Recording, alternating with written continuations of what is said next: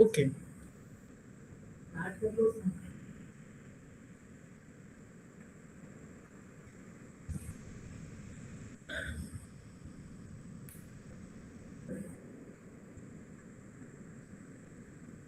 Okay. So we are starting. Aditya, we are starting. Okay. Okay. So, namaskar, everyone. Welcome to our very first episode of ShodhCast, where the authors themselves talk about their research work, discussing the ideas, the questions, and the journey behind their research. Through ShodhCast, we hope to move beyond simply publishing reports and begin meaningful conversation around the research work.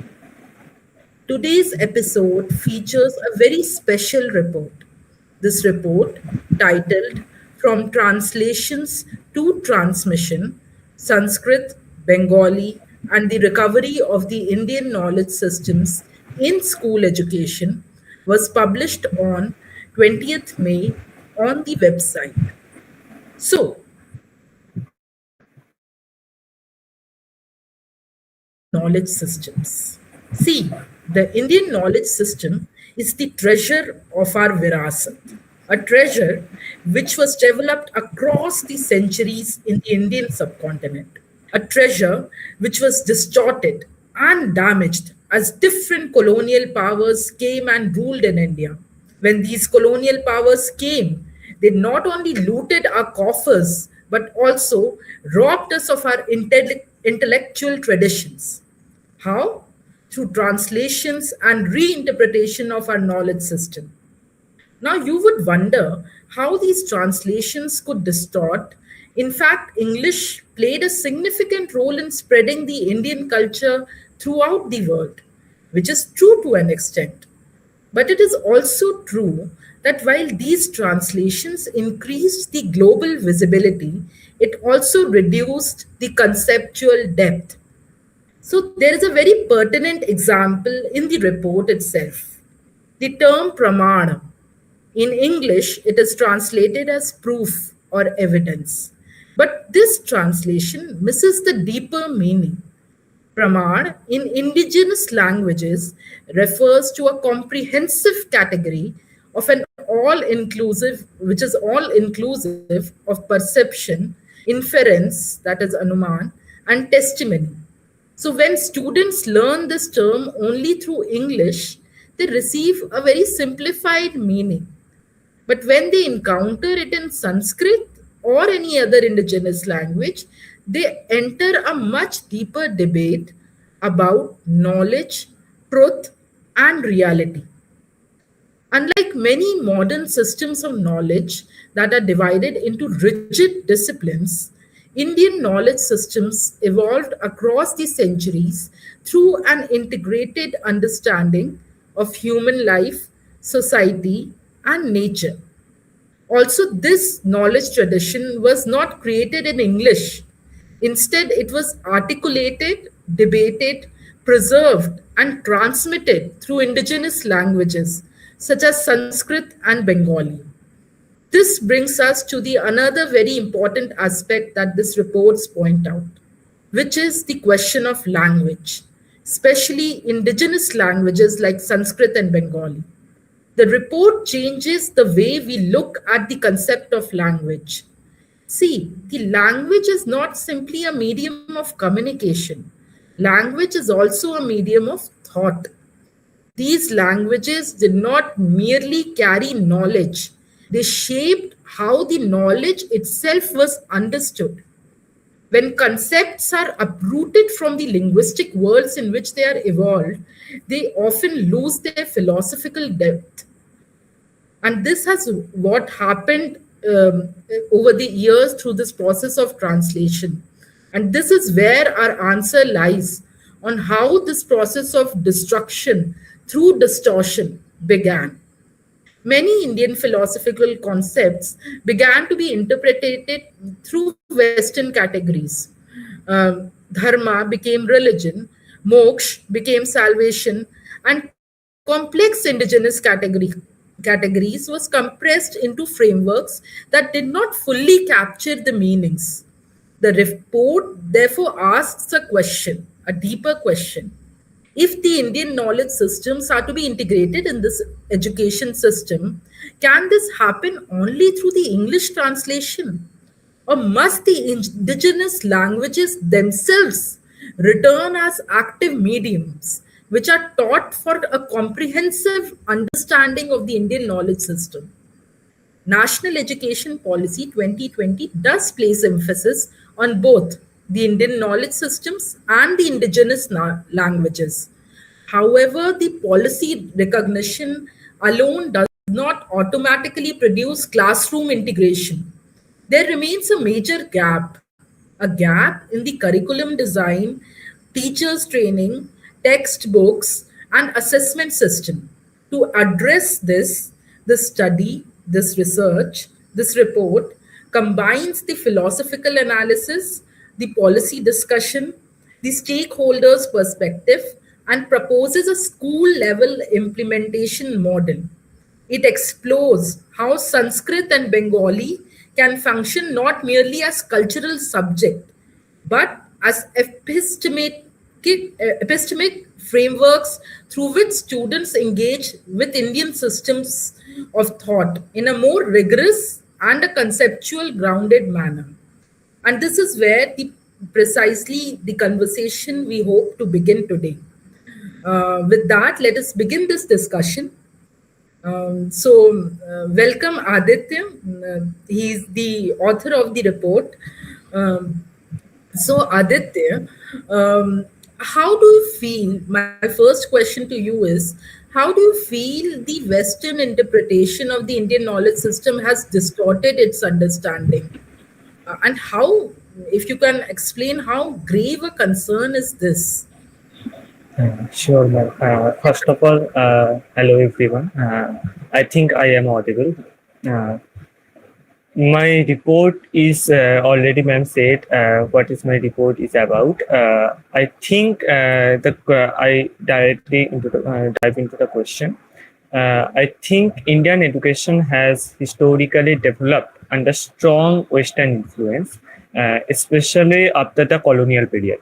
Many of our institutional structures, examination systems, and academic hierarchies, and even definitions of knowledge also were shaped during British rule.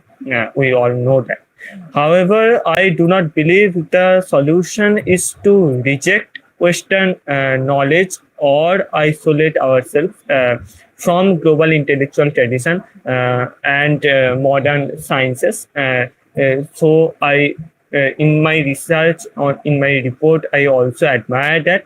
And in the modern science and constitutional thought, technological advancement, and many contemporary academic methods are extremely valuable in today's world, in today's globalization era. We should absolutely remain part of which is absolutely remain part of Indian education and all over the country's education in all over the world. So my concern is about imbalance rather than influence itself.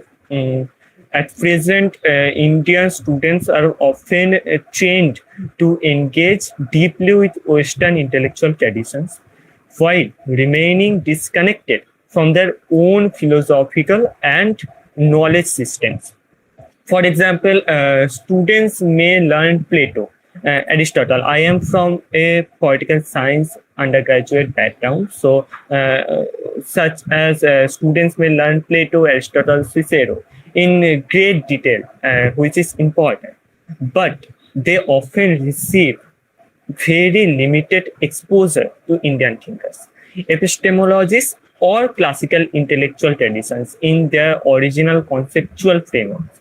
In many cases, Indian concepts are explained only through Western categories. Ma'am already says that terms like dharma, moksha, or pramana are translated into English approximations that cannot fully capture the epistemological depth. As a result, students become familiar with translated fragments. I am also like that, but rather than the intellectual structure of the tradition itself.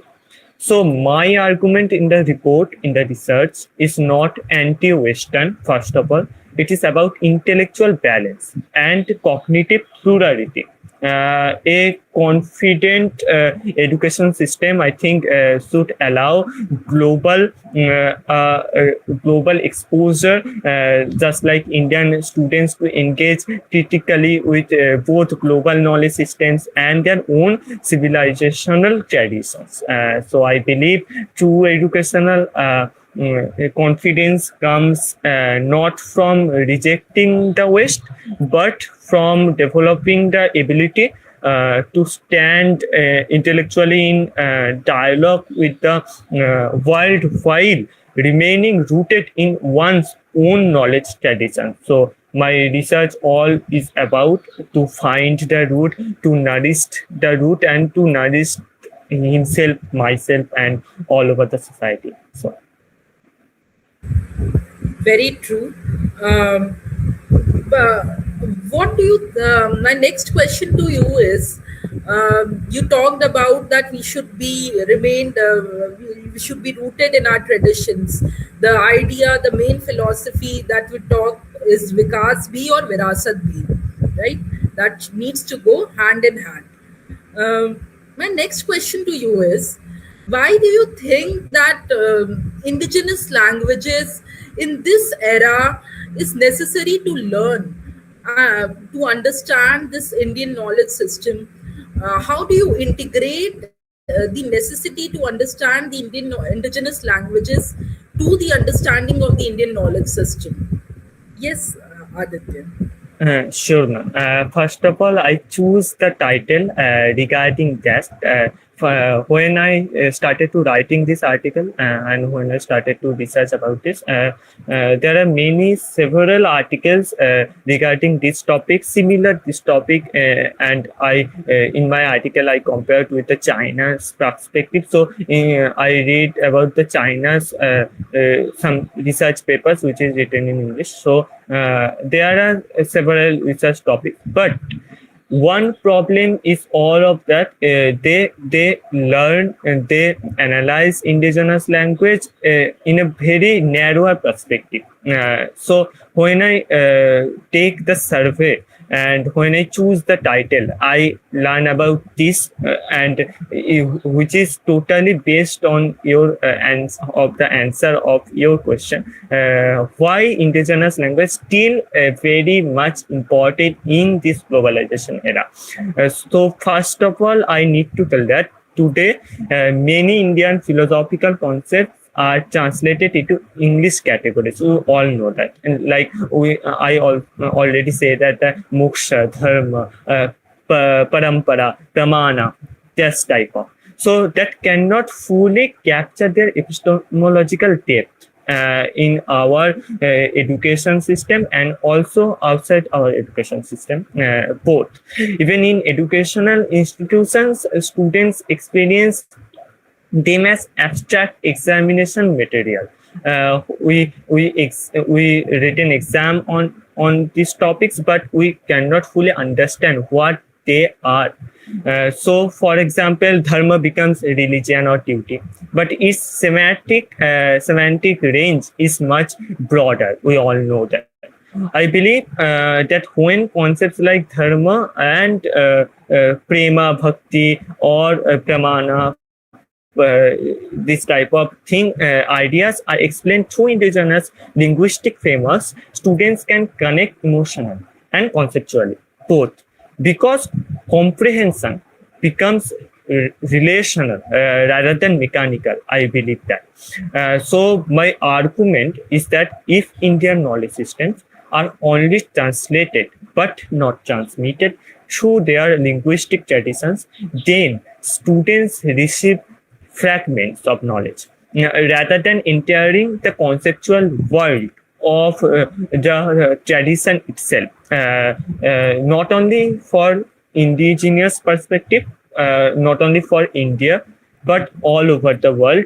Indigenous language, similarly the regional language, regional culture is very much important to understand our own roots. So in the report I used the term cognitive justice in the conclusion, which means allowing different knowledge system to exist and be understood on their own conceptual terms. Cognitive justice, which is talking about this. So when students can access their intellectual heritage only through foreign conceptual, only not through the foreign conceptual categories, but also through the indigenous languages, they didn't lose the interpretive depth, but they dive into the roots. So my research argues that this indigenous language still very much important in today's globalization era, for not only my fellow students, fellow friends, but also all over all the persons who live in the society, who live in India, who live in all over the world. Good, Aditya. Also, Aditya, I would like to refer to your example, the section on the classical Chinese. How did China kept on holding to its tradition, to its indigenous languages? Can you throw more light on it? Sure, ma'am. First of all, when I try to read about this topic, I read about China's perspective, not China. Most of the Southeast Asian countries like Japan, Indonesia, both of them, and also China specifically, nourish their own culture, nourish their own rooted culture through their school education and higher studies. I used China as a comparative educational example because China consciously maintained classical Chinese as a compulsory intellectual medium rather than reducing it to ceremonial status. That comparison in which I written in the research paper helped me as a person to realize an important point. What is this? This is the language and knowledge systems survive only when schools, curriculum, and teachers and examinations actively support them. At the same time, India has its own unique multilingual and democratic context. We all know that. So our approach must be rooted in our own civilizational and educational realities. So my argument in my research paper is not that the Indians should copy China politically or structurally, or to establish any policies, to implement any policies, to write any laws regarding that, but that India can learn an educational lesson from China, which is that classical languages survive when institutions give them curricular weight, examination relevance, and intellectual legitimacy. I think China can teach that, and we should learn from this, from the Chinese government and from this Chinese bureaucratic system and educational system, and also from the Chinese people, from the interest to learn about the Chinese roots from the Chinese people. So I think in this way China can learn, can teach us about this thing. Very well said, Aditya. You also talked about the laws and the policies. I will come to that, to the policy, the National Education Policy 2020. So the NEP 2020 does encourage the integration of the Indian knowledge system and the indigenous languages in schools. You have also done the ground report. How well is this? Is these the things or these policies are being adopted by the schools in Bengal? Yes, Aditya. Yes, ma'am. First of all, when I conducted the survey and collect the responses from my fellow friends and from some students, some professors, some guardians of West Bengal and outside the West Bengal also. I face some of the difficulties to understand what's the main problem when I read the research papers, the formal research paper regarding this topic. But when I read the respondents' responses, I learn about these problems specifically and very clearly. The first problem I learned from this is the structural problem, the student-teacher ratio problem, the process how the teachers taught students. So solving this, to solve that, the government implemented NEP, National Education Policy, in 2020, and this is very. There are many flaws in that, which is not neglectable, but this is very important policy and very much appreciable. I think NEP 2020 definitely creates an important space for Indian knowledge systems in school education. First of all, it encourages multilingual training, the inclusion of traditional knowledge, and greater recognition of Indian languages such as Sanskrit, Bengali, and intellectual traditions. However, in my opinion, the challenge is not not policy intention to not policy implementation, but one thing is very much important: how the policy talks about the reality. A policy can recommend it IKS, but without trained teachers and proper textbooks, assessment, reform, and institutional support, the integration often remains symbolic rather than practical in today's world, in today's India. So I would say NEP 2020 is a very important beginning, but its long-term success depends on how seriously educational institutions implement it at the ground level. So I think I appreciated the government efforts, but I also pointed out the necessities, the problems, the flaws in my research paper regarding this.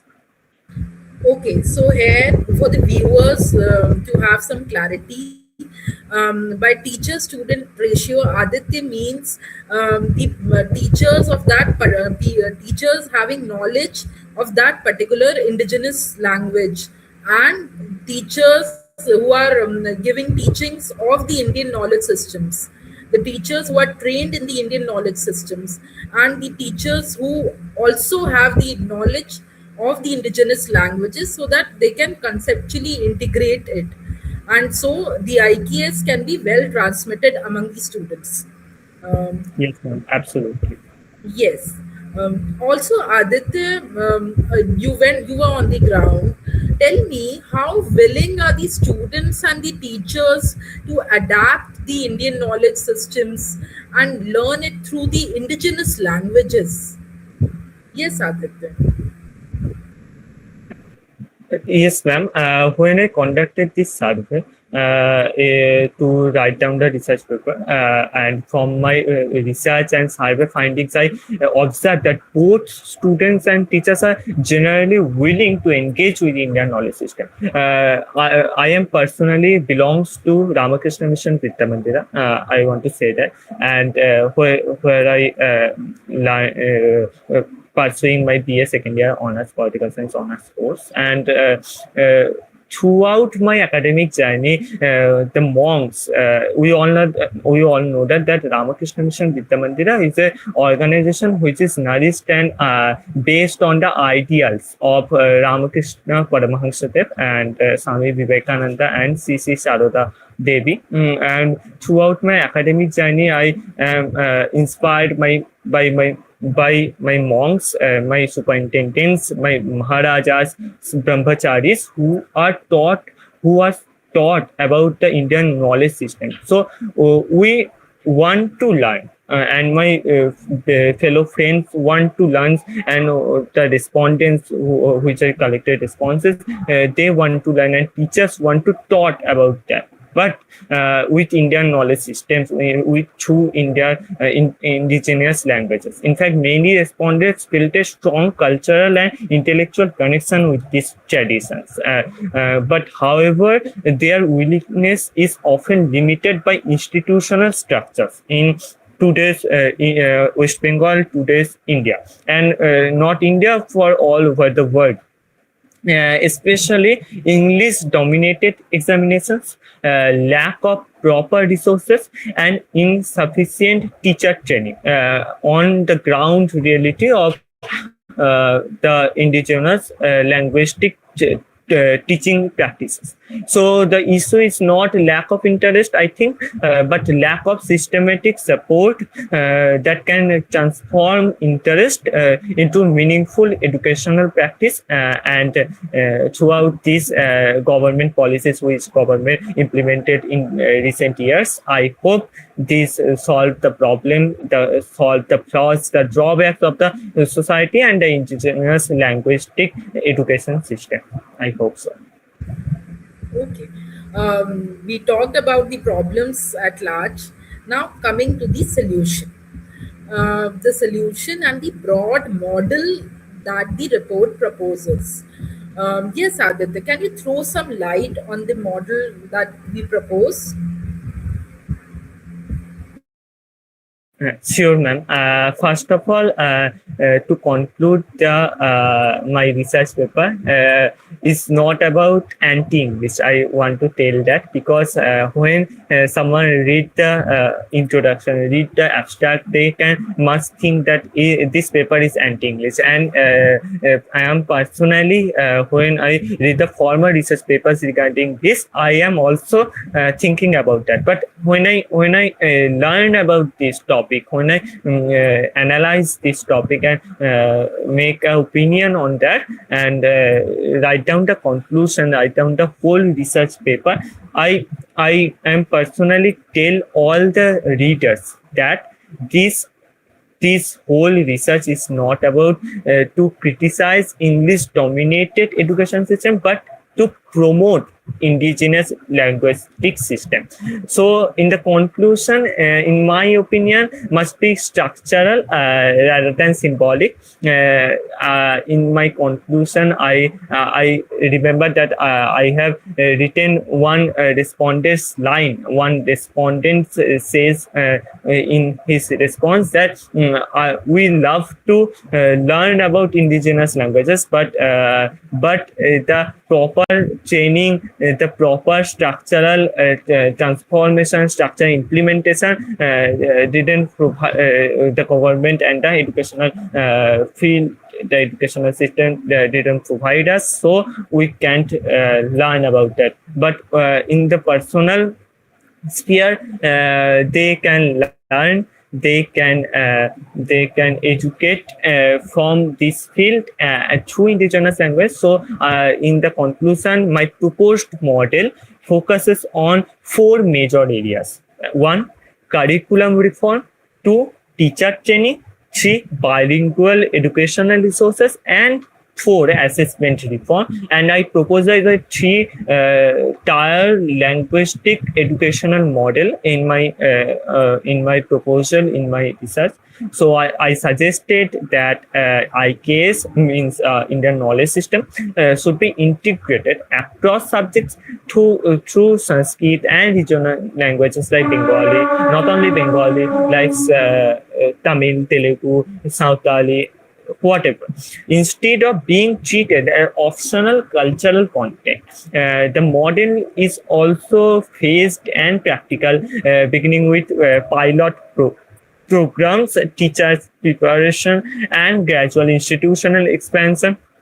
So the broader goal of my research paper, of my conclusion, is to move from merely translating Indian knowledge into English towards genuinely transmitting it through educational practice, which also my title should focus on translation to transmission. Sanskrit and Bengali in the school level education. So this is my conclusion. This is my proposal to the government, to the education system. That's it.